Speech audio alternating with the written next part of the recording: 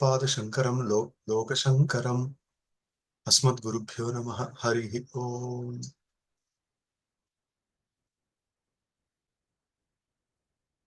So మనం అథాతో బ్రహ్మ జిజ్ఞాస జన్మాద్యస్య యతః అనే రెండు సూత్రాలు చూశాం. మొదటి సూత్రం ఇప్పుడు మనం బ్రహ్మను తెలుసుకునే కోరికను చేద్దాం అని మొదటి సూత్రం చెప్తుంది. ఎందుకు ఎప్పుడు అనే దాన్ని భాష్యంలో చర్చించి ఎవరికైనా ఆధ్యాత్మిక యోగ్యత అంటే ఇంద్రియ నిగ్రహము, మనోనిగ్రహము, అన్నిటినీ సహించగలిగిన శక్తి, వైరాగ్యము, మోక్షం కావాలనే కోరిక ఇవన్నీ ఉంటే అతనికి బ్రహ్మ తెలుసుకోవడానికి తగిన యోగ్యత ఉన్నదని మొదటి సూత్రంలో వివరించారు. రెండో సూత్రం ఆ బ్రహ్మ ఏమిటి అని లక్షణాన్ని తెలుపుతుంది. జన్మాద్యస్య యతః, ఇది బ్రహ్మ లక్షణ సూత్రం. అంటే ఏ బ్రహ్మనైతే తెలుసుకోవాలని అనుకుంటున్నారో, ఏ బ్రహ్మనైతే ఉపనిషత్తులన్నీ ఏకకంఠంగా సూచిస్తున్నాయో, ఆ సూచించడం కూడా కొన్ని సందర్భాలలో సాక్షాత్తుగా, కొన్ని సందర్భాలలో సాక్షాత్తు తెలుపకుండా సూచిస్తాయి.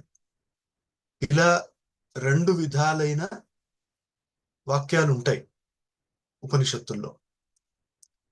అంటే స్పష్టంగా బ్రహ్మను తెలిపే వాక్యాలు, అస్పష్టంగా బ్రహ్మను తెలిపే వాక్యాలు. వీటి విషయంలో ఎవరికైనా మతభేదం ఉండి శంక ఉంటే వాటిని తొలగించడానికి బ్రహ్మసూత్రాలు అనే గ్రంథం ఏర్పడింది.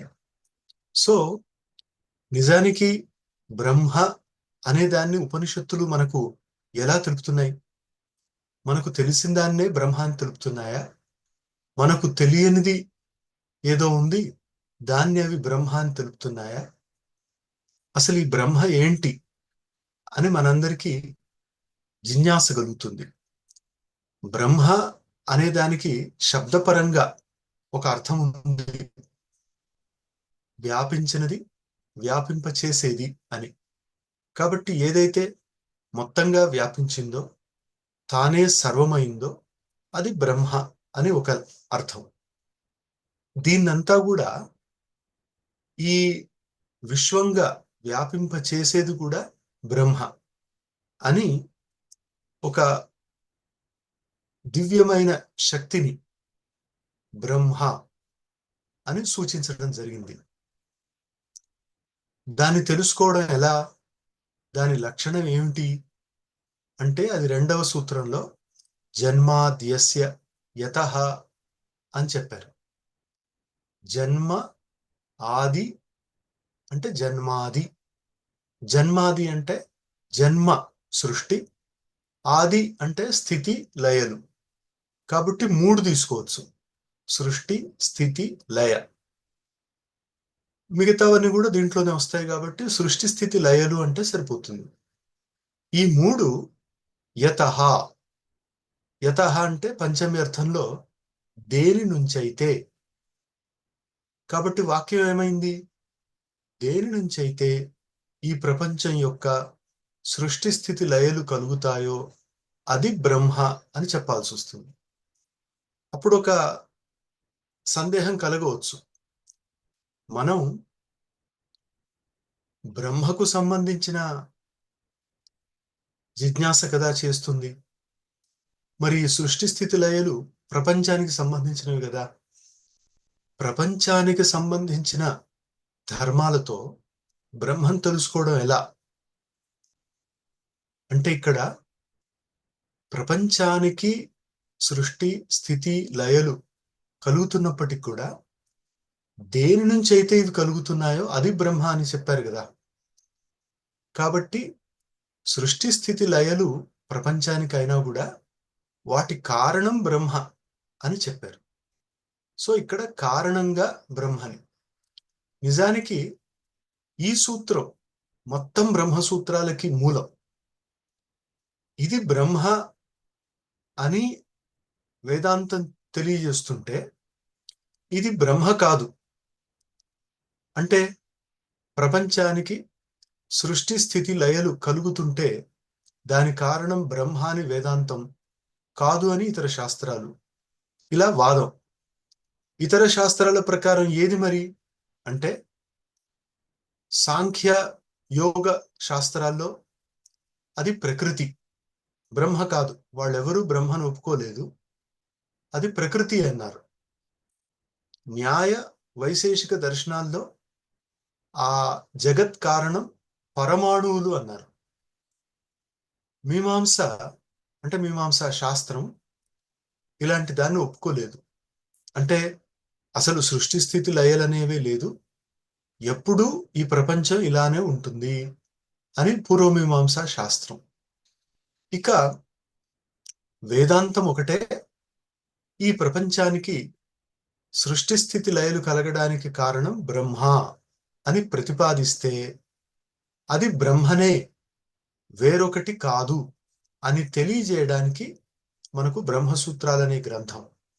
కాబట్టి మీరు 5వ అధికరణం నుంచి విస్తృతంగా చదవబోయే విషయం ఏంటంటే, అసలు బ్రహ్మ జగత్ కారణమా వేరొకటి ఏదైనా అని చర్చించుకొని తెలుసుకోవడం.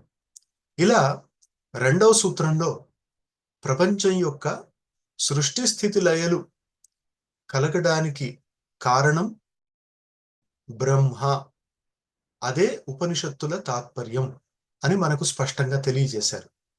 ఇది 2వ సూత్రం. ఇది ఏ లక్షణం అంటే, వేదాంతంలో లక్షణం 2 రకాలు: స్వరూప లక్షణం, తటస్థ లక్షణం. స్వరూప లక్షణం అంటే ఏదైనా పదార్థం యొక్క స్వరూపమే దాని లక్షణం అయితే అది స్వరూప లక్షణం. కొద్ది కాలం ఉండి దానిని ఇతర పదార్థాల నుంచి వేరు చేసేది తటస్థ లక్షణం. కొద్ది కాలం ఉంటుంది అది. మరి బ్రహ్మ స్వరూప లక్షణం ఏంటి అంటే, సత్యం, జ్ఞానం, అనంతం బ్రహ్మ అన్న వాక్యం బ్రహ్మ యొక్క స్వరూప లక్షణం. లేదా సత్, చిత్, ఆనందం అనేది బ్రహ్మ యొక్క స్వరూప లక్షణం. ఇది ప్రత్యేక ఒక లక్షణం అవుతుంది. కాబట్టి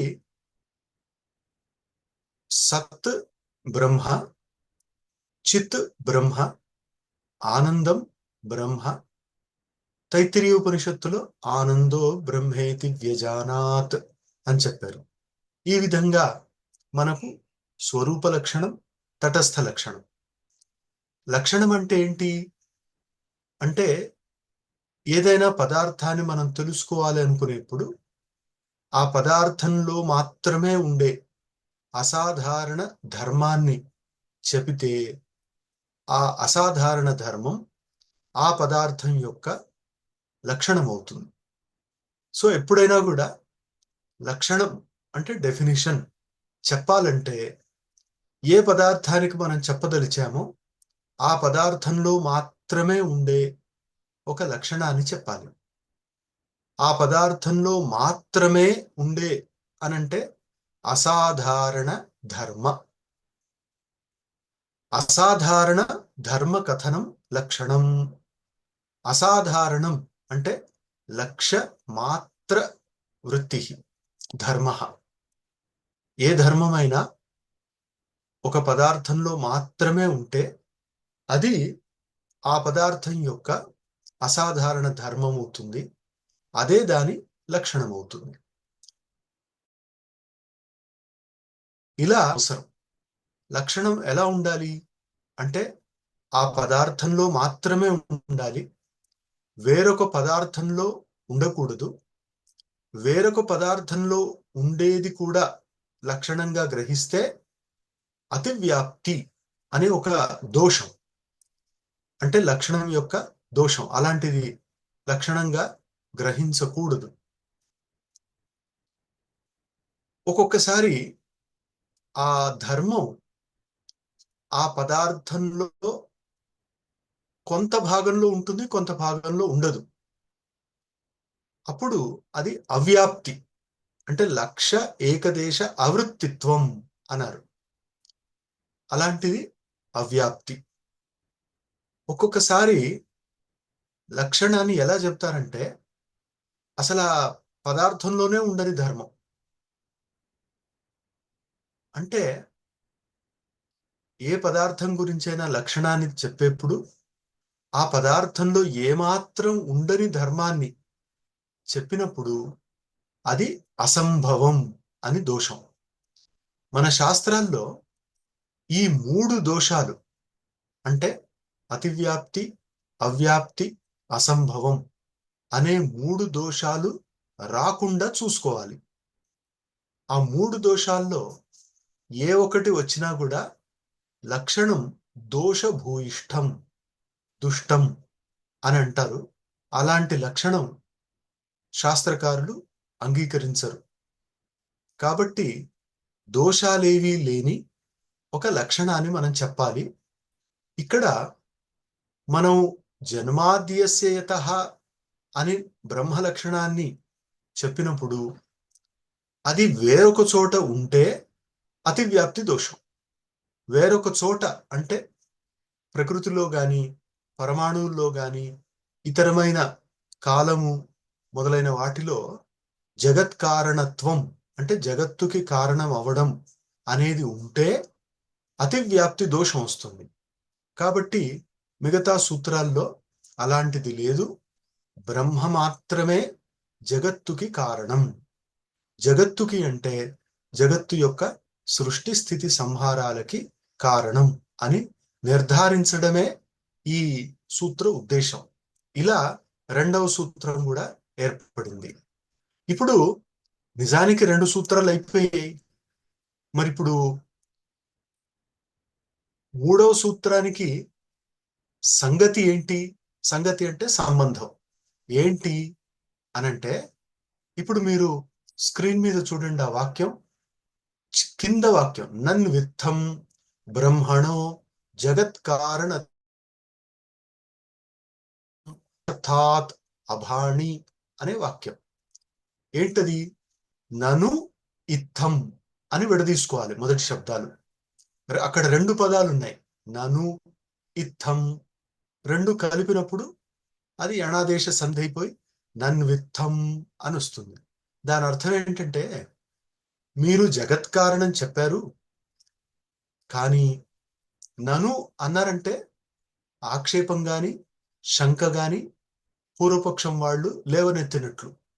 కాబట్టి ఇక్కడ నన్ను అంటే అయ్యా ఇత్థం ఈ విధంగా బ్రహ్మణో జగత్కారణత్వేన, అంటే బ్రహ్మ అనేది జగత్తు యొక్క కారణము అని, అందువల్ల బ్రహ్మ అనేది సర్వజ్ఞత్వం, బ్రహ్మ అనేది సర్వజ్ఞము అని.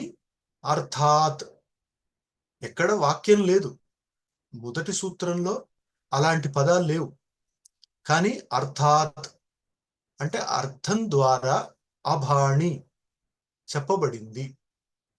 ఇప్పుడు ఏంటి మొత్తం కలిపి ఏంటి మనకు తెలియాల్సింది అంటే, జన్మాద్యస్య యతః అనే సూత్రంలో బ్రహ్మ జగత్కారణం అని గాని, బ్రహ్మ సర్వజ్ఞము సర్వవ్యాప్తము సర్వశక్తిమత్ అని గాని చెప్పే పదాలు లేకున్నా అర్థం ఆ విధంగా వస్తుంది. కాబట్టి మనకు తెలుస్తుంది బ్రహ్మ జగత్కారణం, బ్రహ్మ సర్వజ్ఞం. ఎందుకు అంటే అర్థాపత్తి ప్రమాణం అని మనకు ఒకటి ఉంది, అర్థస్య ఆపత్తి అని. అంటే ఒక విషయం పొసగనప్పుడు దానిని అక్కడ కుదర్చడానికి వేరొక దాన్ని కల్పించడం. ఆపత్తి అంటే కల్పన, అర్థ ఆపత్తి అంటే ఒక అర్థం కుదరడానికి వేరొక అర్థాన్ని కల్పించడం. ఒక వ్యక్తి దివా న మంచి పుష్టిగా ఉన్నాడు, కానీ పగటిపూట భోజనం చేయట్లేదు అనంటే మనం సాధారణంగా వెంటనే రాత్రిపూట తింటున్నాడేమో అని అంటాం. అంటే తినకుండా పుష్టిగా ఉండడం కుదరదు. కానీ పొద్దున పూట తినడం లేదని దివా భోజనం నిషేధింపబడితే, అసలు భోజనమే చేయకపోతే పుష్టిగా ఉండడం కుదరదు. కానీ పగటిపూట భోజనం చేయట్లేదు కాబట్టి రాత్రిపూట భోజనం చేస్తున్నాడు అని మనం కల్పిస్తాం. సో ఈ విధంగా వేరొక వాక్యాన్ని కల్పించి మనం ఒక అర్థాన్ని పూర్తిగా తెలుసుకునే ప్రమాణం అర్థాపత్తి. ఇక్కడ కూడా జన్మ అంటే సృష్టి మొదలైనవి ఈ జగత్తుకి కలుగుతుంటే అవి కలగడానికి అవసరమైన సర్వజ్ఞత్వం అనే ధర్మం లేకపోతే అవి కుదరవు. కాబట్టి బ్రహ్మ అనేది సర్వజ్ఞము అని మనం నిర్ధారించుకుంటాం. ఈ విధంగా అనేక సందర్భాలలో ఆయా ప్రమాణాల ద్వారా మనం విషయాలని నిర్ధారించుకుంటాం. ఇక్కడ బ్రహ్మ జగత్కారణము అని చెబుతూ ఆ వాక్యంలో లేని సర్వజ్ఞత్వం అనేది కూడా చెప్పబడింది. ఎలా అంటే అర్థాత్, అది శబ్దం ద్వారా కాదు, అర్థం ద్వారా అన్నారు కదా. తత్ అరమణీయం అంటే ఇదేది సరైనది కాదు. రమణీయం అంటే నిజానికి అందమైనది, ఆనందింపచేసేది అని. ఇదేంటి ఇక్కడ అంటే మీరు ఏదో బ్రహ్మ జగత్కారణము కాబట్టి అది సర్వజ్ఞము అని చెప్పారు, కానీ అది సరైనది కాదు. ఏంటి ఆక్షేపం అంటే వేదస్య నిత్యత్వేన జగత్ ఇది ఆక్షిప్య ఆహ.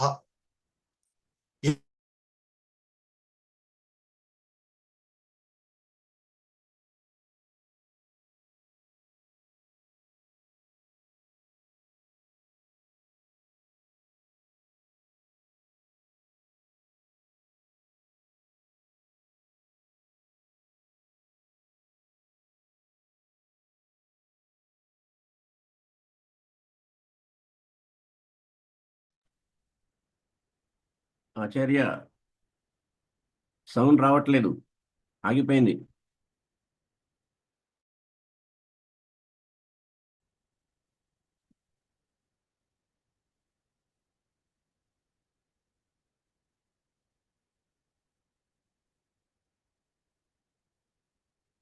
न श्रूयते महोदय। ఆహా, ఆగమిష్యతి.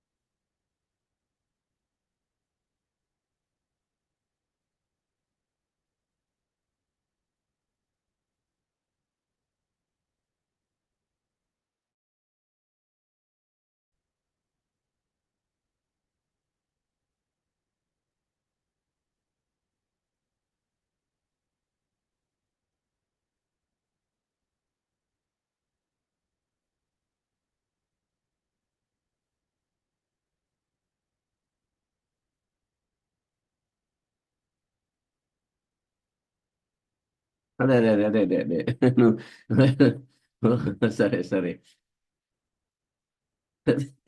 నే నే ఆ, నాకు ఇట్లా నాకు ఇట్లా 2 సార్లు అయింది. మనం మాట్లాడుతూనే ఉంటాం, కట్ అయిపోయింది మనకు తెలియదు. సరే సరే, చూడు మధు. సరే సరే.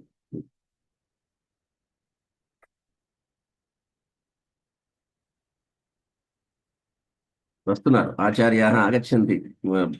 टेक्निकल् इश्यू इति वदामः किल, तत्र काचन समस्या वर्तते.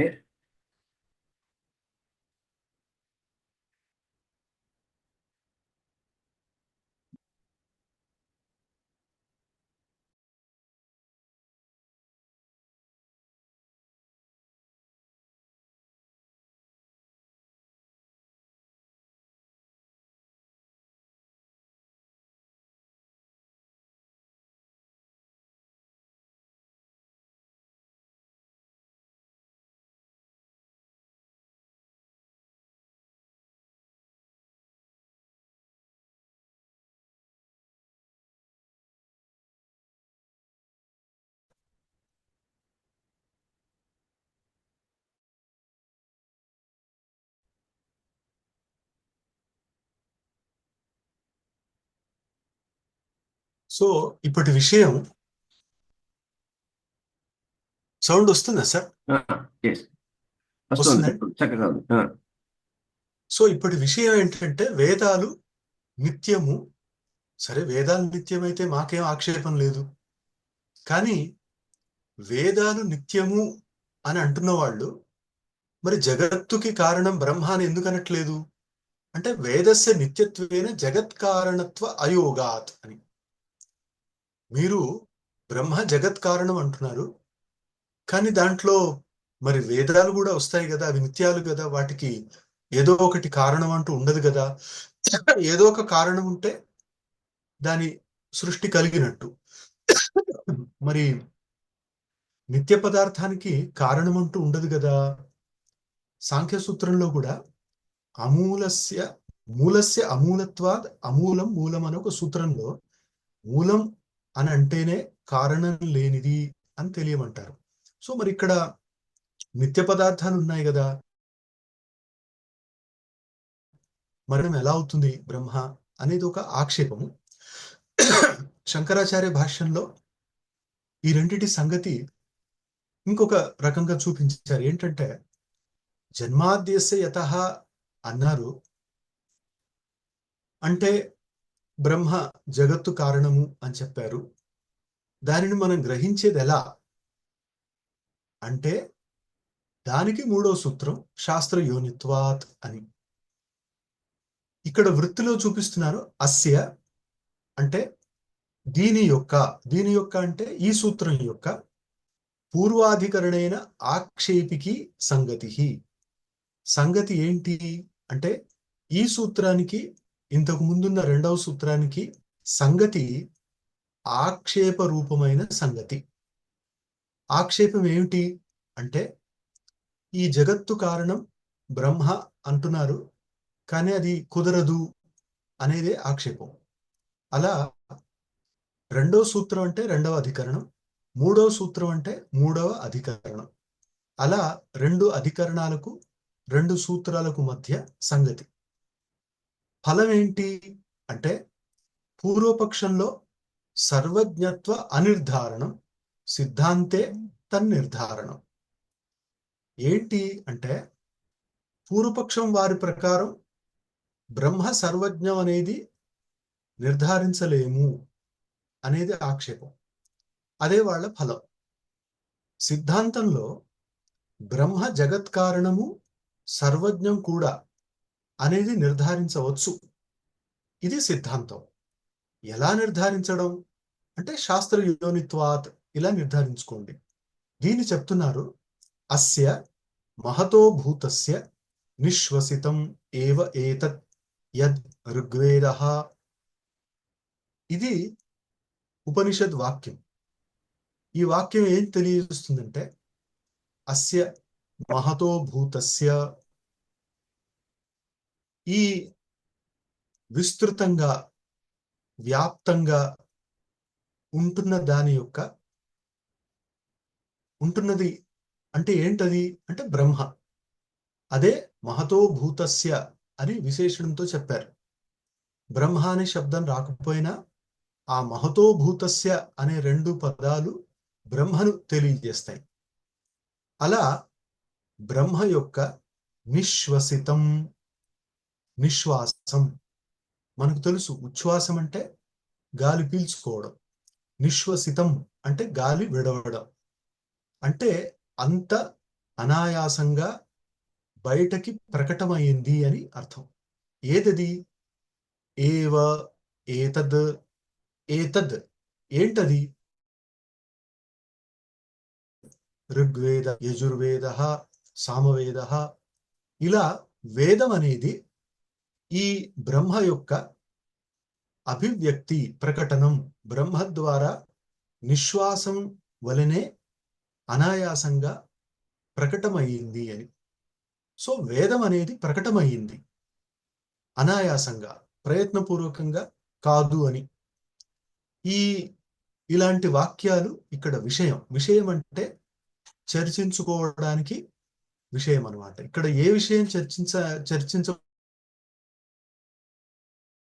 అంటే తత్ బ్రహ్మణో వేదకర్తృత్వేన సర్వజ్ఞత్వం న సాధయతి ఉత సాధయతి ఇది సందేహే. విషయం తర్వాత వచ్చేది సందేహం. సందేహం ఏంటి అంటే ఉపనిషద్ వాక్యం మనకు తెలియజేస్తుంది, ఈ ఋగ్వేద, యజుర్వేద, సామవేదాలు రూపంలో ఉన్న వేదం ఈ బ్రహ్మ అనే మహాభూతం యొక్క నిశ్వసితం అని తెలియజేస్తుంది. ఇక్కడ సందేహం ఏంటంటే ఈ బ్రహ్మ వేదాన్ని ఆవిర్భవింపచేస్తున్నప్పుడు అది సర్వజ్ఞమని ఈ వాక్యం ద్వారా సిద్ధిస్తుందా, సిద్ధించదా? ఇది సందేహం. వాచా విరూప నిత్యయా ఇది వేదస్య నిత్యత్వ శ్రవణాత్ తత్కర్తృత్వేన సర్వజ్ఞత్వం న సాధయతి ఇది పూర్వపక్ష. సో ప్రతి చోట 5 ఉండాలి: విషయం, సంశయం, పూర్వపక్షం, ఉత్తరపక్షం, సంగతి. సంగతి చూపించారు, విషయం చూపించారు, సందేహం అయిపోయింది. ఇప్పుడు పూర్వపక్షం. వేదంలోనే ఒక వాక్యం ఉంది. విరూప అనే ఒక ఋషిని సంబోధిస్తూ, హే విరూప, వాచా నిత్యయ అనే ఒక వాక్యం వస్తుంది. అంటే నిత్యమైన వాక్కు అని దాని అర్థం. మరి నిత్యమైన వాక్కు అని వేదమే చెబుతున్నప్పుడు వేదంలోని వాక్కంతా కూడా నిత్యము అని మనకు తెలుస్తున్నప్పుడు ఒక బ్రహ్మ, ఆ బ్రహ్మ సర్వజ్ఞము అనడము అది సిద్ధింపబడదు. అంటే నిత్య పదార్థానికి కర్త ఉండడం గాని, ఆ కర్త అనేది సర్వజ్ఞం అయి ఉండడం గాని కుదరదు అని పూర్వపక్షం. సిద్ధాంతస్తు, మరి సిద్ధాంత పక్షం ఏమంటుంది అంటే శాస్త్రస్య, ఏది శాస్త్రం అనే శబ్దానికి అర్థం అంటే మామూలుగా మనం లౌకిక శాస్త్రాలనే తీసుకుంటాం. వేదాన్ని మనం శాస్త్రం అని అనం. వేద శాస్త్రాలు అంటే వేదం వేరు, శాస్త్రం వేరని మామూలుగా భావిస్తాం. కానీ వేదం ప్రభు సంహితం కాబట్టి, ప్రభు సంహితం అంటే ఒక శాసనం చేసే ప్రభువు లాంటిది కాబట్టి మనకు కాంతా సంహితము, మిత్ర సంహితము, ప్రభు సంహితము అని వాంగ్మయం 3 విధాలు. మనకు వేదము ప్రభు సంహితం అంటే రాజులాగా శాసనం చేసేది. ఇంకా మనకి అక్కడ వేరొక పర్యాయం ఉండదు. వేదం తెలియజేసేదాన్ని మనం ఆచరించడమే అనేది ప్రభు సంహితం. ఇతిహాస పురాణాలు మిత్ర సంహితం అంటే మంచి చెడు 2 చూపిస్తాయి, కానీ శాసించవు. మీకు తగింది మీరు ఆలోచించుకొని తీసుకోండి అని చూపిస్తాయి. కానీ మనల్ని ఆప్యాయంగా, ప్రేమగా బుజ్జగించి అనునయించి చెప్పేది కావ్యం. అది ఇష్టమైన వ్యక్తి నచ్చజెప్పినట్టుగా మనకు కాంతా సమ్మితంగా కావ్యం మంచిని తెలియజేస్తుంది. ఈ రకంగా మనకు 3 ఉంటే దాంట్లో వేదం అనేది ప్రభు సమ్మితం. కాబట్టి శాస్తి, శాస్తి అంటే మనం అనుకున్నట్టు తగిన శాస్తి అన్నట్టు కాదు. ఇక్కడ శాస్తి అనేది క్రియాపదం, శాసిస్తున్నది అని. కాబట్టి శాస్త్రం లేదా శాసనాత్ త్రాయతే అంటే మనల్ని శాసించడం ద్వారా మనల్ని రక్షించేది శాస్త్రం. శిష్యతే అనేన ఇది శాస్త్రం. దేని ద్వారా మనకు శిక్షణ లభిస్తుందో అది శాస్త్రం అని కూడా చెప్పొచ్చు. ఋగ్వేదాదులు శాస్త్రాలు. ఋగ్వేదం, యజుర్వేదం, సామవేదం, అథర్వవేదం ఇవి శాస్త్రాలు. అలా శాస్త్రస్య సర్వజ్ఞకల్పస్య అని. శాస్త్రం అంటే ఋగ్వేదాదులు, అవి సర్వజ్ఞ కల్పాలు అంటే అంతా తెలిసినది వేదం, అన్నిటికీ జ్ఞానం కలిగినది వేదం. ఒక గ్రంథంలో సమగ్రంగా విషయాన్ని తెలియజేస్తే అది సర్వజ్ఞం. మనుషులు రాసే ఏ గ్రంథం కూడా సర్వజ్ఞం కాజాలదు. ఎందుకు అంటే మనిషి రచించే ఏ గ్రంథమైనా ఏదో ఒక విషయాన్ని మాత్రమే స్పృశిస్తూ మొత్తం విశ్వాన్ని గాని, విశ్వానికి సంబంధించిన తత్వాన్ని గాని, విశ్వం యొక్క కర్తను గురించి గాని చెప్పలేవు. మీరు ఫిజిక్స్ గ్రంథాన్ని చూస్తే దాంట్లో ఎకనామిక్స్ ఉండదు, ఎకనామిక్స్లో అడ్మినిస్ట్రేషన్ ఉండదు, ఫిజిక్స్ ఉండదు, ఇంకేదో ఉండదు. కాబట్టి ఏ విషయమైనా మర్యాదితంగా, సీమితంగా ఆయా విషయాన్ని చర్చిస్తాయి. ఏ గ్రంథమైనా కూడా ఆయా విషయాన్ని అంతవరకే చర్చిస్తాయి. కానీ వేదాలు మొత్తం సృష్టి, స్థితి అనే వాటిని గురించి విస్తృతంగా చర్చిస్తున్నందువల్ల సర్వజ్ఞ కల్ప. కల్ప అంటే సమానమైనది అని. అలాంటి శాస్త్రస్య అంటే శాస్త్రం యొక్క యోనిహి. సంస్కృతంలో యోని అంటే ఉత్పత్తి కారణం. ఏదైనా దేని నుంచైనా ఉత్పన్నం అవుతే ఆ కారణాన్ని సంస్కృతంలో యోని అంటారు. శాస్త్రము యొక్క యోని అంటే శాస్త్రము యొక్క మూల కారణం. ఇది ఏది అంటే మనకు తెలుసు, శాస్త్రం యొక్క మూల కారణం బ్రహ్మ. మరి శాస్త్ర యోని అని ఉండాలి కదా, అక్కడేమో శాస్త్ర యోనిత్వ అని ఉంది. ఈ త్వ అనేది ఎందుకు జోడించారు అంటే సంస్కృతంలో ఏ పదానికైనా త్వ అని జోడిస్తే అది ఏం సూచిస్తుంది అంటే తస్య భావస్త్వతలౌ అన్న పాణిని సూత్రం ద్వారా భావ అనే అర్థంలో, భావః మనుష్యస్య భావః మనుష్యత్వం, పశు భావః పశుత్వం.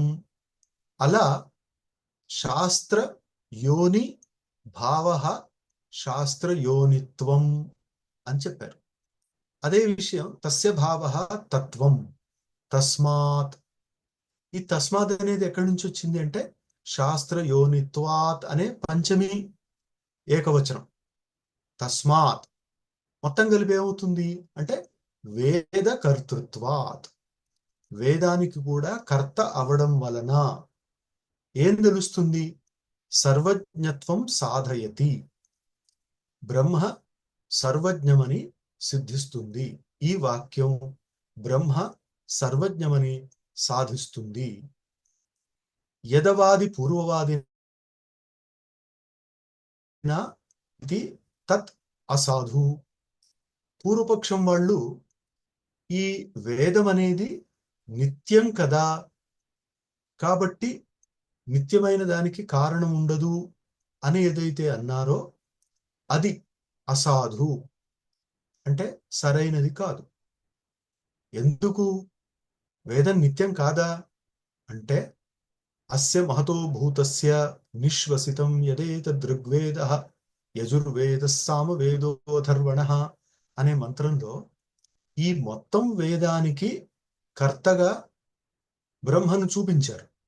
ఇత్యాది వేదోత్పత్తి, వేదం వేదం కూడా ఉత్పన్నమైనది అంటే ఆయా కాలంలో ఆయా కల్ప అంతంలో అంతకు ముందున్న వేద ఆనుపూర్విని అనుసరించి, అంటే ఏ క్రమంలో వేదాలు అంతకు ముందు ఉండినాయో అదే క్రమంలో బ్రహ్మ ఈశ్వరుడు ప్రకటింపజేస్తాడు అని ఉంది కాబట్టి దాన్నే మనం ఉత్పత్తిగా గ్రహిస్తూ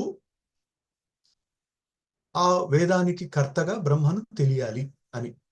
కాబట్టి అలాంటి శృతి వాక్యాలని అనుసరిస్తూ, అనురోధన అంటే అనుసరిస్తూ, నిత్యత్వ శృతే అంటే దేన్ని అంటే వేదం యొక్క నిత్యత్వాన్ని చెప్పే శృతిని, వేదము నిత్యము అని చెప్పే వేదవాక్యం అర్థవాద పరత్వా అని. అంటే ఇప్పుడు రెండున్నాయి. వేదం నిత్యమని చెబుతున్న వాక్యం ఉంది కదా, అంటే దానికి సమాధానం ఆ వాక్యం అర్థవాదం. అర్థవాదం అంటే ఏంటి అంటే కేవలం స్తుతి, ఏదో ఒక విషయాన్ని ప్రతిపాదించడానికి దానికి అనుకూలమైన మరొక విషయాన్ని, వస్తువును, పదార్థాన్ని స్తుతించడం, అది అర్థవాదం. ఒక్కోసారి నిందించడం కూడా. మీమాంసా శాస్త్రంలో వాయుర్వై క్షేపిష్ఠా దేవత అనేది ప్రశంస. వాయువు చాలా వేగం కలిగిన దేవత అనంటే అది అర్థవాదం. ఎందుకు అంటే ఇంకెక్కడో మనకు వాయవ్య యాగాన్ని చేయడానికి వాయువును స్తుతించడం అన్నమాట. వాయువును స్తుతించడం మాత్రమే తాత్పర్యం కాదు, ఆ స్తుతి వల్ల వాయువు సర్వోత్కృష్ట దేవత అని తెలిస్తే మనం ఆ వాయు సంబంధమైన యాగాన్ని చేయగలం. అలా ప్రతిదీ క్రియలో సమాప్తం అవుతుంది. క్రియ అన్ని వాక్యాలకి తాత్పర్యం అని మీమాంసా శాస్త్రం. అలాగే బర్హిషి రజతం న దేయం అని ఒక వాక్యం ఉంది మీమాంసా శాస్త్రంలో. బర్హిషి రజతం నదేయం అంటే యజ్ఞయాగాదులు చేస్తున్నప్పుడు వాటిల్లో దానంగా వెండిని ఇవ్వకూడదు అని. ఇది నిషేధం, ఇది నింద. ఎందుకు ఇవ్వకూడదు అనంటే ఇంకొక చోట తెలియజేశారు, యద్ అరోది తద్ రుద్రస్య రుద్రత్వం తద్ రజతం అభవత్ అని. అంటే రుద్రుడు అనే దేవత తనలో కలిగిన క్షోభ ద్వారా ఆయన కంటి నుండి బాష్పాలుగా బయటపడింది వెండి, కాబట్టి అది ఉత్తమమైన కాదు, బంగారమే శ్రేష్టము అని తెలియజేయడానికి నింద. ఈ రకంగా చాలా సందర్భాల్లో స్తుతిపరంగా అర్థవాదం, కొన్ని సందర్భాల్లో నిందపరంగా అర్థవాద వాక్యాలు వేదాల్లో అంటే ముఖ్యంగా బ్రాహ్మణ గ్రంథాల్లో కనిపిస్తాయి. వీటిని ఆశ్రయించి మన మీమాంసా శాస్త్రం మొత్తం క్రియాకలాపాన్ని మనకు నిర్దేశిస్తుంది. కాబట్టి మనం అంటే మనిషి తన ఇష్టప్రాప్తికి కానీ, అంటే తను కోరుకున్నది పొందడానికి కానీ, తాను ఇష్టపడనిది తొలగిపోవడానికి కానీ ఏం చేయాలి అంటే, నిజానికి ఇది చాలా పెద్ద సమస్య. మనం జీవితంలో చాలా కోరుకుంటాం, కానీ చాలా వరకు లభించదు. చాలా వాటిని అసలు మనం వద్దనుకుంటాం, కానీ బలంగా అవి మనకు లభిస్తాయి. కాబట్టి ఒక విధి, ఒక దేవతత్వం ఒకటి ఉంది, అది నిర్దేశిస్తుంది. దాని ప్రకారం మనకి జీవితంలో ఆయా అనుభవాలు కలుగుతున్నాయి అనేది నిశ్చితం. అయితే ఇలా మనకి కోరుకున్నది దొరకకపోవడం, వద్దనుకున్నది లభించడం, ఈ రెండూ చూసి మనిషి తన జీవితంలో కష్టం పాలవుతుంటే ఆ మనిషికి శ్రేయస్సును కలిగించడానికి, మేలు కలిగించడానికి వేదం కొన్ని క్రియలను నిర్దేశిస్తుంది. అది ఇష్టిరూపంగా ద్రవ్యయజ్ఞాలు కావచ్చు, లేదా మనోయజ్ఞ రూపంలో ఉపాసనలు కావచ్చు. ఇలా ఎన్నో యజ్ఞాలు, యజ్ఞాః వితతాః లోకే అని భగవద్గీతలో చెప్పినట్టుగా బ్రహ్మణో ముఖే, ఇది ఈ మొత్తం విశ్వంలో అనేక విధాలైన యజ్ఞాలు ఏర్పడ్డాయి. ఆ యజ్ఞాలు మనకి ఈ జీవితంలో కోరుకున్నది లభించడానికి, కోరుకోని దాన్ని దూరం చేయడానికి ఉపకరిస్తాయి. ఈ రకంగా ఇష్టప్రాప్తి అనిష్ట పరిహారయోః అలౌకికం ఉపాయం యో వేదయతి స వేద భూమికలో సాయణాచార్యుల వారు తెలియజేస్తారు. కాబట్టి మనకు కోరుకున్నది దొరకడానికి, వద్దనుకున్న దానికి తొలగిపోవడానికి కూడా అలౌకికమైన ఉపాయాన్ని మనకి ఏది తెలియజేస్తుందో అది వేదం. ఈ విధంగా వేదం అనేది ఒకటి ఈ వేదంలోనే కనిపిస్తుంది. అస్య మహతో భూతస్య అని వేదమే తెలియజేస్తుంది. ఏంటంటే ఈ ఋగ్వేదం, యజుర్వేదం, సామవేదం అనేవన్నీ కూడా ఈ బ్రహ్మ యొక్క నిశ్వసితంగా కలిగాయి. కలిగాయి అని అంటే సృష్టి కలిగినట్టే లెక్క. కాబట్టి అవి అనిత్యాలు అనే ఒక భావన. కానీ వేదాలు నిత్యం అనే వాక్యం ఎక్కడైనా వస్తే దాన్ని అర్థవాదంగా మీరు గ్రహించండి అని ఇక్కడ చెప్పి, నచ వేదస్య సకర్తృకత్వే పౌరుషేయత్వం స్యాత్ ఇది సాంప్రతం. నచ సాంప్రతం అని అన్వయించాలి. అప్పుడు ఏమవుతుంది అంటే వేదస్య అంటే వేదం కూడా ఉత్పత్తి కలిగినది అని, దానికి కర్తగా ఒక బ్రహ్మ లాంటి తత్వం ఉన్నది అని గ్రహిస్తే ఇప్పుడు ఒక సమస్య తొలగిపోతే మరొక సమస్య వచ్చినట్టు. ఏంటది అంటే వేదం నిత్యం అని అన్నాము, కానీ మీరేమో వేదం అనిత్యము అని చూపించారు. వేదానికి ఒక కర్త అని బ్రహ్మ అనేది చూపించారు. కాబట్టి శాస్త్రయోనిత్వాత్ అనే సూత్రం మీకు అన్వయించింది, బాగుంది, ఆ సమస్య తొలగిపోయింది. కానీ వేదం బ్రహ్మ ద్వారా ఏర్పడింది, సకర్తృకత్వే కర్త కలిగినది అని అంటే పౌరుషేయత్వం స్యాత్, అది పౌరుషేయం అవుతుంది.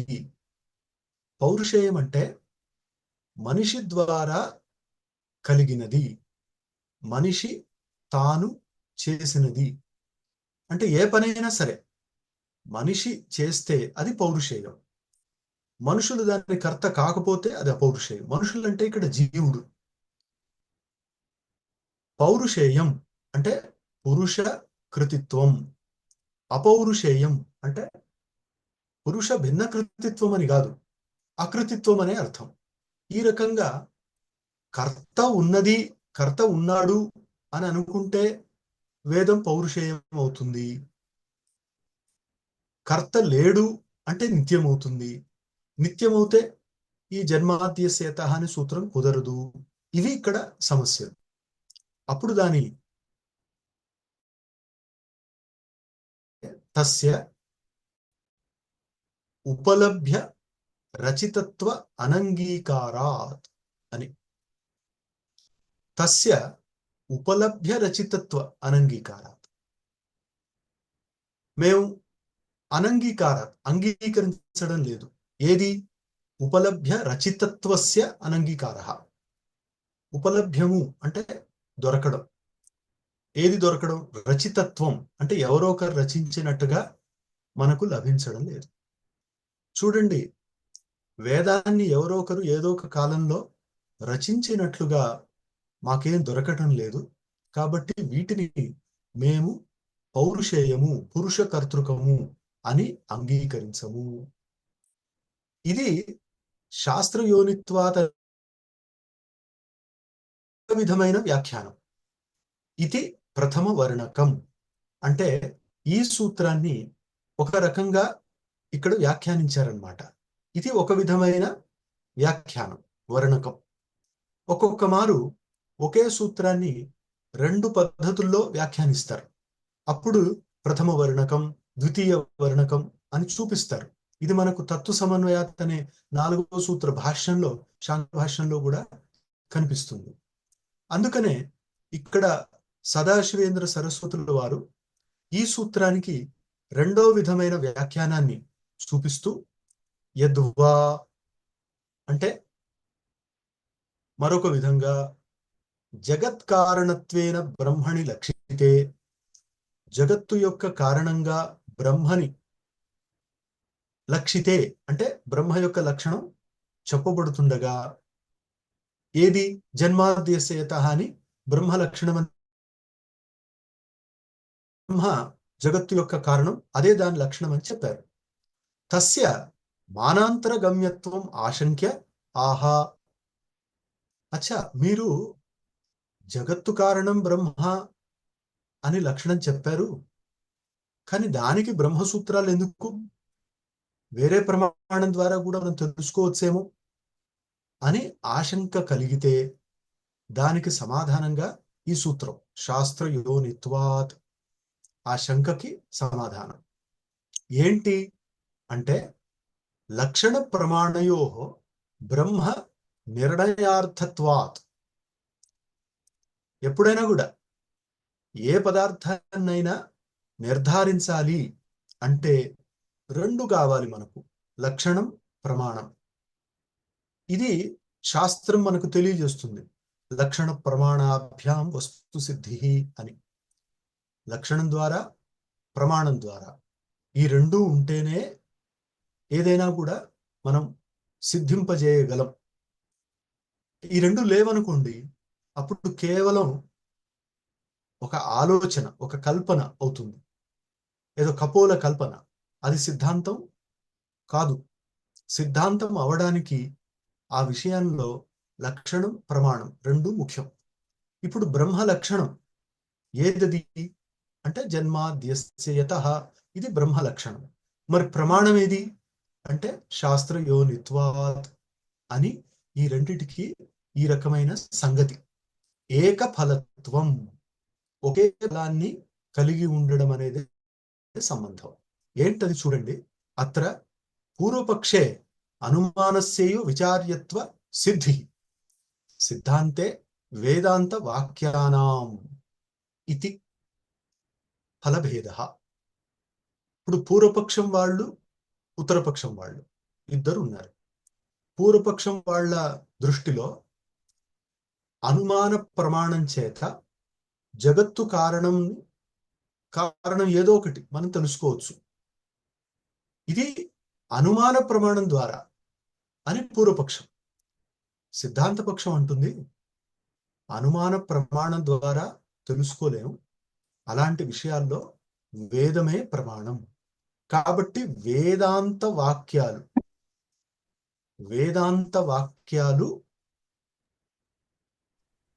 ఇక్కడ ప్రమాణం. పూర్వపక్షం వాళ్లకు అనుమానం ప్రమాణం. ప్రధానంగా ఎవరు వాళ్ళు అంటే నిజానికి సాంఖ్యులు, న్యాయ వైశేషికం వాళ్ళు, వీళ్ళందరూ కూడా జగత్తుకి ఒక కారణం అంటూ ఉండాలి, అది అనుమానం ద్వారా మనం సిద్ధింపచేయాలి అని చెప్పారు. సాంఖ్యం సూక్ష్మత్వాత్ సౌక్ష్మ్యాత్ తదవిజ్ఞేయం, కానీ కార్యతశ్చ అనుమేయం అని చెప్పారు. కార్యతః. ఓ దీంట్లో ఉందా ఒకటి? ఏమైంది అయ్యా గెలాక్సీ వాళ్ళు మ్యూట్ పెట్టండి. సో సాంఖ్య దర్శనంలో అనుమాన ప్రమాణం ద్వారా జగత్తుకి ఒక కారణం ఉంది అని తెలియజేస్తారు. కాబట్టి మనకు బ్రహ్మసూత్రాల్లో 2వ అధ్యాయంలో వస్తుంది, ప్రత్యక్ష అనుమానం ఆనుమానికమప్యేకేషామితి చేన్న దర్శయతి అనే చోట ఆనుమానికమపి అని మొదలుతుంది ఆ సూత్రం. ఆనుమానికం అంటే స్పష్టంగా ప్రకృతి అని భాష్యం. ఎందుకు అంటే అనుమాన ప్రమాణం ద్వారా జగత్తు కారణంగా చెప్పబడింది ప్రకృతి, వేదాంత వాక్యాల ద్వారా జగత్ కారణం అని చెప్పబడింది బ్రహ్మ. ఈ రెండిటికి భేదం. కాబట్టి అనుమాన ప్రమాణం ద్వారా మరి నైయాయికులు వైశేషికులు ఏం చెప్తారు అంటే, న్యాయ వైశేషిక శాస్త్రాల్లో జగత్తు కార్యమని, దానికి ఒక కారణం ఉంటుందని, ఉండాలి అని అనుమాన ప్రమాణం ద్వారా సిద్ధింపజేస్తారు. అనుమానం ఎలా ఉంటుంది అంటే, వాళ్ళు అంటారు అయినవన్నీ కూడా ఒక కర్తను కలిగినవి. ఎందుకు అంటే ఇవన్నీ కూడా కార్యాలు. కార్యం అంటే ప్రొడక్ట్. ఏదైనా కూడా ఉత్పన్నం అవుతే దానికి ఒక కర్త అంటూ ఉండాలి. ఈ పృథివీ ఇవన్నీ కూడా ఉత్పన్నమైనట్టుగా వేదం చెబుతుంది. కాబట్టి వీటికి కూడా ఒక కర్త అంటూ ఉండాలి అనేది అనుమానం. ఇప్పుడు నిప్పు లేకుండా పొగ పుట్టదు, ఇక్కడ పొగ కనిపిస్తుంది, కాబట్టి ఇక్కడ నిప్పు అనేది ఉండాలి అనేది సాధారణంగా అనుమాన ప్రమాణం. ఇలా చెబితే అనుమాన ప్రమాణం. చూడండి, ఇలా కుదరట్లేదు కాబట్టి ఇక్కడ ఇది ఉండాల్సిందే అని అంటే అనుమానం. కాబట్టి న్యాయశాస్త్రంలో అర్థాపత్తి ప్రమాణాన్ని కూడా అనుమానంలోనే కలిపేసి అసలు అర్థాపత్తి అనేది అనవసరం, అది అనుమానమే అని వీళ్ళు భావిస్తారు. లేదు, అనుమానం కంటే కూడా భిన్న స్వరూపం అర్థాపత్తి అని వేదాంతులు మీమాంసకులు భావిస్తారు. ఇది ప్రమాణ చర్చ. ఇక్కడ అనుమాన ప్రమాణం ద్వారా జగత్తుకి కర్త ఉండాలి అని తెలుస్తుంది అని నైయాయికులు వైశేషికులు భావించి, తర్వాత అది ఏది అంటే కారణం కాజాలరు కాబట్టి అది ఈశ్వరమని, పరమాణువులని వాళ్ళు తెలియజేస్తారు. ఆ విధంగా అనుమాన ప్రమాణం ద్వారా జగత్తుకి ఏదో ఒక కారణం ఉందని తెలుసుకోవచ్చని పూర్వపక్షం. అలా కాదు, వేదాంత వాక్యాల ద్వారానే జగత్తుకి ఒక కారణం ఉందని తెలుస్తుంది, ఒక కర్త అనేది ఉందని తెలుస్తుంది అనేది వేదాంత సంప్రదాయం. అలా శాస్త్రాల్లో ఫలం భిన్న భిన్నం, ఫలభేదం. మరి ఇక్కడ చర్చించడానికి విషయం ఏంటి అంటే, చాందోగ్య ఉపనిషత్తుకి చెందింది ఒక వాక్యం, తంతు ఔపనిషదం పురుషం పృచ్ఛామి అని. ఏంటి అంటే, ఉపనిషత్తులలో తెలియజేయబడిన పురుష అంటే చైతన్యం, దాన్ని పృచ్ఛామి అడుగుతున్నాను, దానిని నేను తెలుసుకోబోతున్నాను, దాని గురించి మిమ్మల్ని అడుగుతున్నాను అని ప్రార్థించినప్పుడు ఉపనిషత్తుల్లో తెలియజేయబడిన ఆ చైతన్య తత్వం మూల కారణం ఏది అని తెలియజేస్తూ వారి తండ్రి బ్రహ్మను ప్రతిపాదించి, ఇది చూడు, బ్రహ్మ అనేది ఒకటి ఉంది, ఆ బ్రహ్మ అనేది పరమతత్వం, అదే ఉపనిషత్తులు అన్నిట్లో కూడా మూల కారణంగా, మూలతత్వంగా, పారమార్థిక సత్యంగా చెప్పబడింది అని వాళ్ళు చెప్పారు. ఇప్పుడు ఇక్కడ వాక్యమైతే ఆ ఉపనిషత్తుల్లో చెప్పబడిన పురుష అంటే చైతన్య తత్వాన్ని తెలుసుకోగోరుతున్నాను అనే వాక్యమే ఇక్కడ విషయం.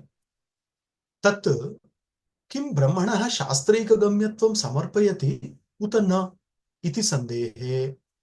ఇక్కడ సందేహం కలుగుతుంది, ఈ వాక్యం బ్రహ్మ అనేది వేదాంత శాస్త్రం ద్వారానే తెలుస్తుందా లేదా అంటే, ఔపనిషదం అనే శబ్దం చేత ఉపనిషత్తుల ద్వారా మాత్రమే తెలియదగినది అని స్పష్టం. కానీ ఇక్కడ సందేహం ఏంటంటే, అసలు జగత్తు కారణం అనేది కేవలం ఈ వేదాంత వాక్యాల ద్వారా, ఉపనిషత్ వాక్యాల ద్వారా తెలుసుకోదగిందా లేదా అనుమాన ప్రమాణం మొదలైన ద్వారా తెలుసుకోవచ్చా అంటే, ఈ జగత్ అనేది ఏర్పడుతున్నట్టుగా పృథివీ, ఆప కలుగుతున్నట్టుగా మనం ప్రత్యక్షంగా తెలుసుకోలేం. అగ్ని మనం అంటాం, ఏదో 2 కర్రలు రాపిడి చేసినప్పుడు దాని నుంచి నిప్పు కలుగుతుంది కదా, అక్కడ ఉత్పన్నమైనట్టు చూస్తున్నాం కదా, ప్రత్యక్ష ప్రమాణం. అంటే అసలు ఆ కర్రలో అగ్నితత్వం అనేది ప్రత్యక్షం కాదు కదా. 2 విడివిడి కర్రల్లో అగ్నితత్వం ఎప్పుడు ప్రత్యక్షం కాదు. వాటి ఘర్షణ వల్ల అగ్ని ఉత్పన్నమైనట్టుగా కనిపిస్తుంది. అది ఉత్పన్నం కాదు, అభివ్యక్తి. అంటే ముందున్నది ఏదో ఒక క్రియ ద్వారా ప్రకటమవుతుంది అంతే. ఇలా పృథ్వీ, ఆపః, తేజః, వాయుః, ఆకాశః భూతాలు. భూత అనే శబ్దానికి సంస్కృతంలో భూధాతువు నుంచి క్తప్రత్యయం వల్ల ఏర్పడిన శబ్దానికి అర్థం ఏంటి అంటే ఉన్నది, ఏర్పడినది, కలిగినది. అది భూతం. ఉన్నది అంటే కూడా భూతమే. అయితే ఈ 5 ఎలా భూతాలు అంటే ఇవి పంచీకరణ ప్రక్రియ ద్వారా ఇలా కలిగాయి, ఇలా ఏర్పడ్డాయి. కాబట్టి వీటిని భూతాలు అంటాం. న్యాయశాస్త్రం ప్రకారం బహిరింద్రియ గ్రాహ్య విశేష గుణవత్వం భూతత్వం అని ఒక లక్షణం. అంటే మన బహిరింద్రియాల ద్వారా గ్రహింపదగిన ఒక విశేష గుణం ఎక్కడుంటే అది భూత. ఇప్పుడు మనం ముక్కు ద్వారా, బహిరింద్రియం ముక్కు, ఘ్రాణేంద్రియం ద్వారా గంధాన్ని తెలుసుకుంటాం. ఆ గంధం యొక్క ఆధారం, ఆశ్రయం, అధికరణం పృథివీ. కాబట్టి పృథివీ అనేది ఒక భూతం. అలాగే శ్రోత్రేంద్రియం ద్వారా తెలుసుకోదగిన విశేష గుణం శబ్దం, దానికి ఆశ్రయం అది ఎక్కడుంటుంది? ఆకాశంలో. కాబట్టి ఆకాశం భూతం. ఆ విధంగా మనము రసనేంద్రియ ద్వారా తెలుసుకోదగిన విశేష గుణమైన రసము అనే దానికి ఆశ్రయమైన ఆపహ జలం, అదొక భూతం.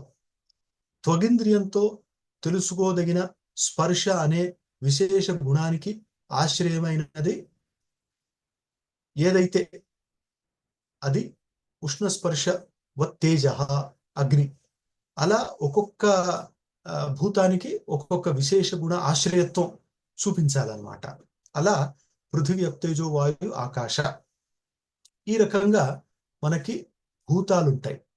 ఇక్కడ ఏమంటున్నారు అంటే ఈ బ్రహ్మ శాస్త్రం ద్వారానే తెలుస్తుందా, వేరొక దాని ద్వారా తెలుస్తుందా అని సందేహం ఉన్నప్పుడు బ్రహ్మణః సిద్ధ వస్తుత్వేన మానాంతరేణాపి అవగమ్యమానత్వాత్ న సమర్పయతీతి పూర్వపక్షః.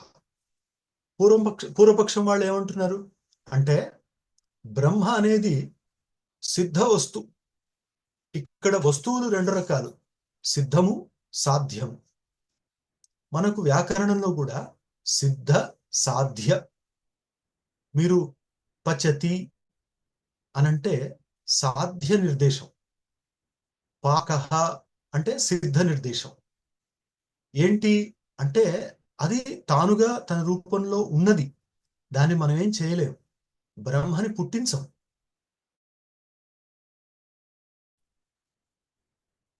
ఈ పృథివీ మొదలైనవన్నీ కూడా సాధ్య వస్తువులు, అంటే ఎప్పుడో ఒకసారి ఉత్పన్నం అయ్యేవి. ఏదైనా సిద్ధ వస్తువు ఉంటే అది వేరొక ప్రమాణం చేత తెలియబడవచ్చు.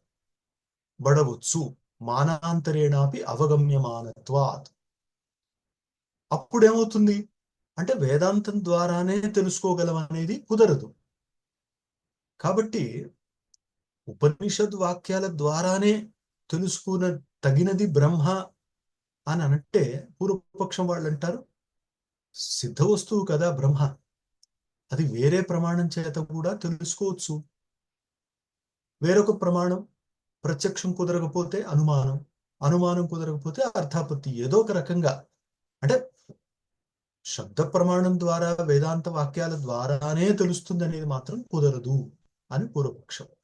సిద్ధాంతస్తు ఈ విషయంలో సిద్ధాంత పక్షం వాళ్ళు ఏమంటున్నారు అంటే శాస్త్రం ఇది సూత్రానికి విగ్రహవాక్యం చూపిస్తూ అర్థం చెప్తున్నారు.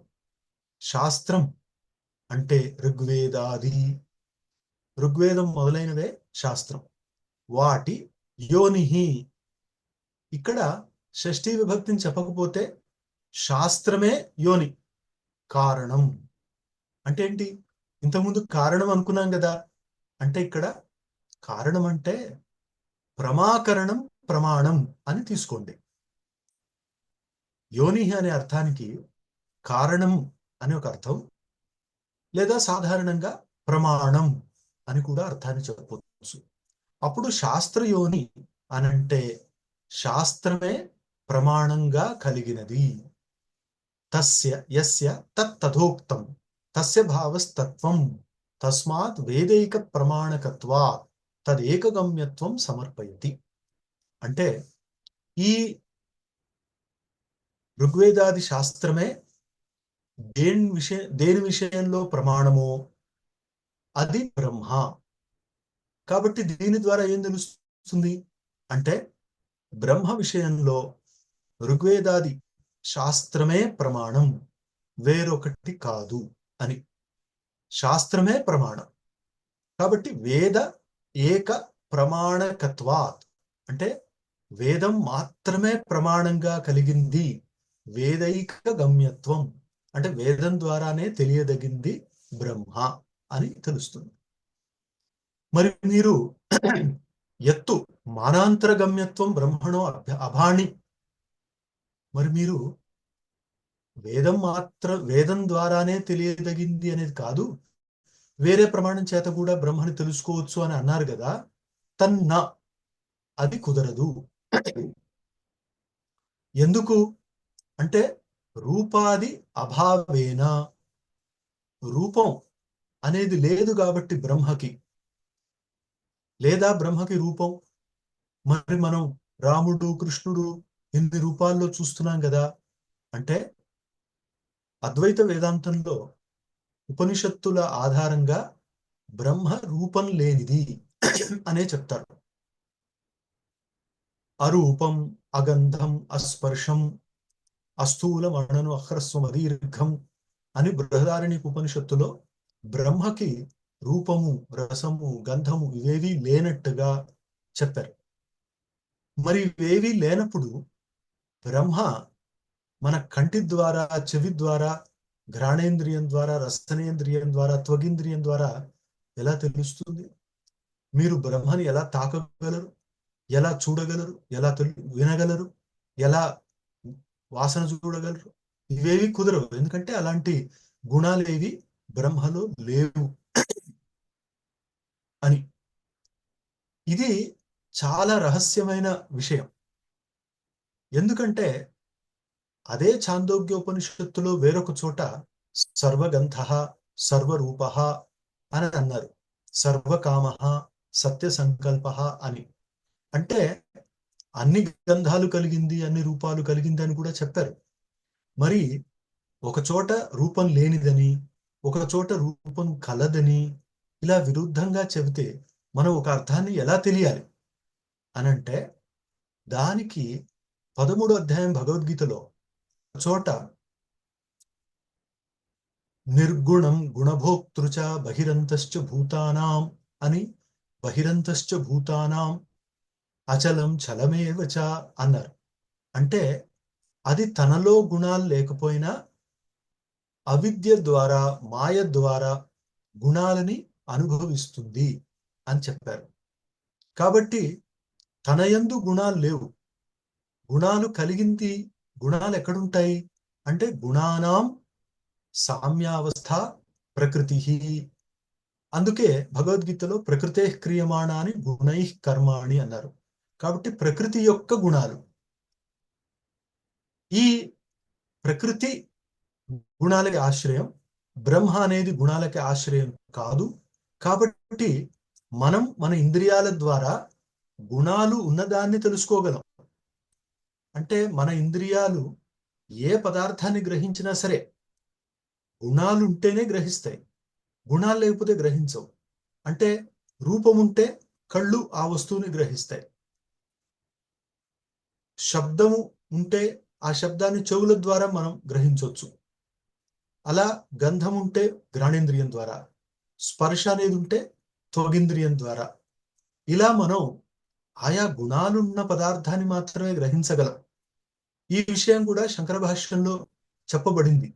ఏమై అంటే అనాది మత్ పరం బ్రహ్మ నసత్త నాసదుచ్యతే అన్న శ్లోక వాక్యం యొక్క వ్యాఖ్యానంలో శంకర భగవత్పాదులు చెప్పారు, ఏ పదార్థమైనా ఇంద్రియాల ద్వారా గ్రహింపబడాలంటే దాంట్లో గుణాలు ఉండాలి, జాతి ఉండాలి, క్రియ ఉండాలి. జాతి గుణ క్రియ ఉంటే దాన్ని మనం గ్రహించగలం. అప్పుడు అది ప్రత్యక్షమవుతుంది. బ్రహ్మ అనే దాంట్లో గుణాలు లేవు, క్రియ లేదు, జాతి లేదు. బ్రహ్మ అనే జాతి ఎందుకు ఉండదు అంటే ఒక రహస్యం శాస్త్రంలో. జాతి అనేది ఏ సందర్భంలో కుదురుతుంది అంటే ఒకటి కంటే ఎక్కువ ఉన్నప్పుడు కుదురుతుంది. ఎక్కువ పశువులుంటే పశుత్వ జాతి. ఒకవేళ ఏదైనా పదార్థం ఒకటే ఉందనుకోండి, అప్పుడు జాతి కుదరదు. ఎందుకు అంటే జాతి అంటేనే సమాన ప్రసవాత్మిక జాతి అనే న్యాయసూత్రం ప్రకారం మనకు ఇవన్నీ సమానం అనే బుద్ధి కలగడం, దానికి ఆధారం జాతి. ఒకటే ఉంటే సమానం అనే మాటే రాదు. కాబట్టి ఒకటే ఉన్నప్పుడు జాతి అనేది కుదరదు. ఇది జాతి బాధకం. ఇప్పుడు బ్రహ్మ అనేది ఏకమేవా ద్వితీయం బ్రహ్మ అన్నారు. కాబట్టి బ్రహ్మ అనేది ఒకటే, అప్పుడు దాంట్లో జాతి ఉండదు. మరి ఎవరైనా అనొచ్చు, ద్వే వావ బ్రహ్మణో రూపే మూర్తంచ అమూర్తంచ అన్న దగ్గర ద్వే బ్రహ్మణో రూపే అన్నారు కదా, రెండు రకాలు ఉంది కదా అంటే బ్రహ్మ యొక్క రూపాలు రెండు, బ్రహ్మ ఒకటే అని అక్కడ లేదు. ద్వే బ్రహ్మణి వేదితవ్యే పరంచ అపరంచ అని అన్నారనుకోండి, అప్పుడు అక్కడ రెండు బ్రహ్మలు కదా అనంటే ఒక బ్రహ్మ ఉపాధి ద్వారా కలిగింది, వేరొక బ్రహ్మ నిరుపాధికం, అది పారమార్థికం అని శంకర భగవత్పాదులు.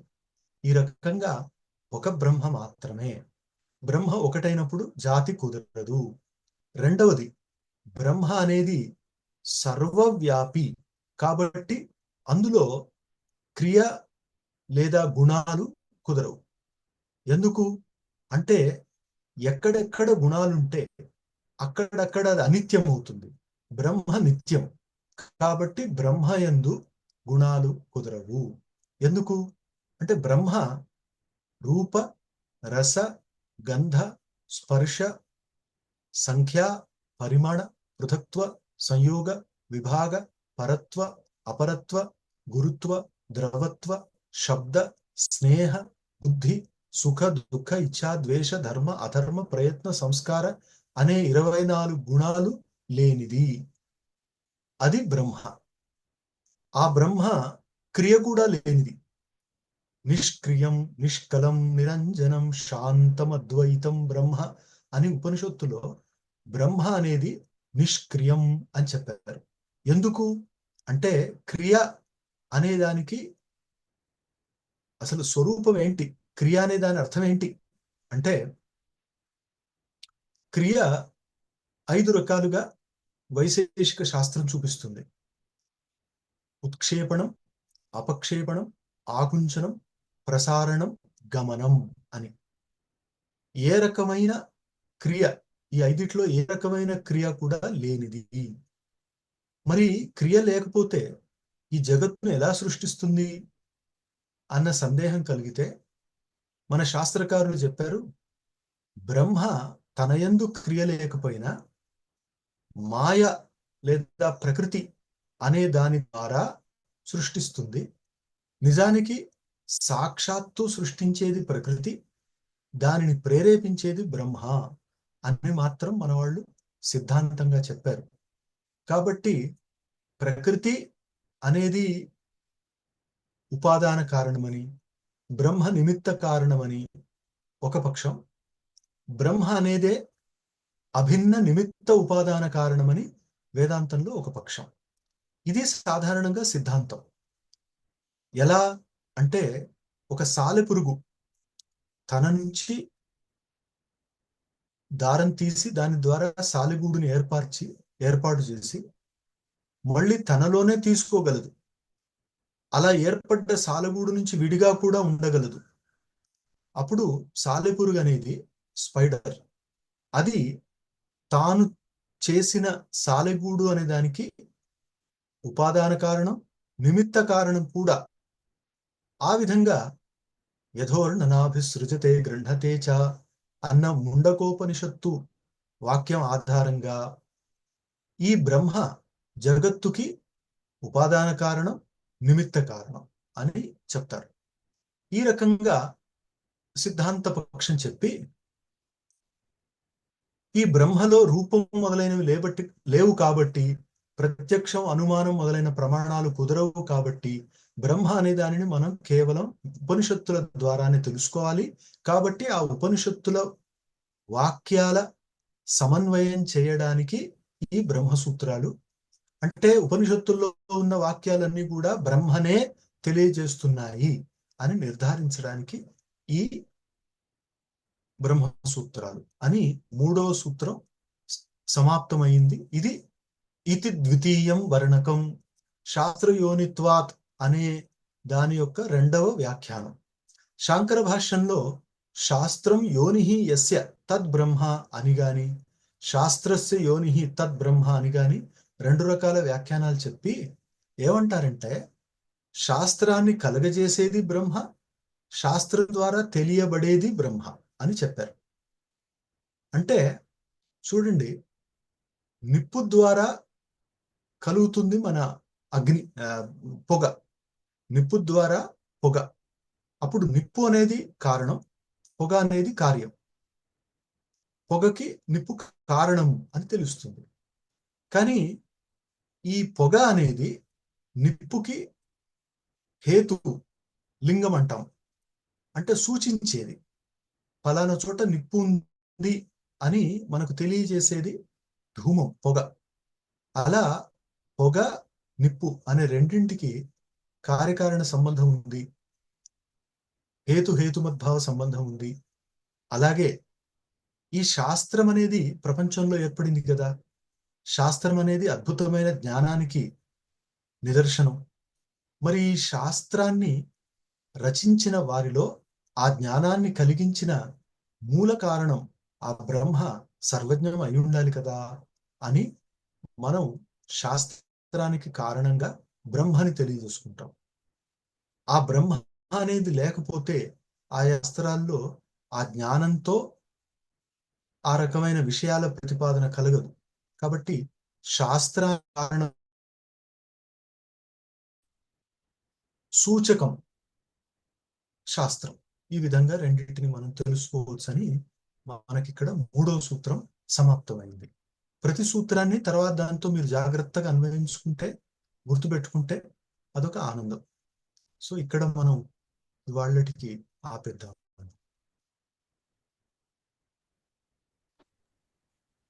కృష్ణ చైతన్య గారు.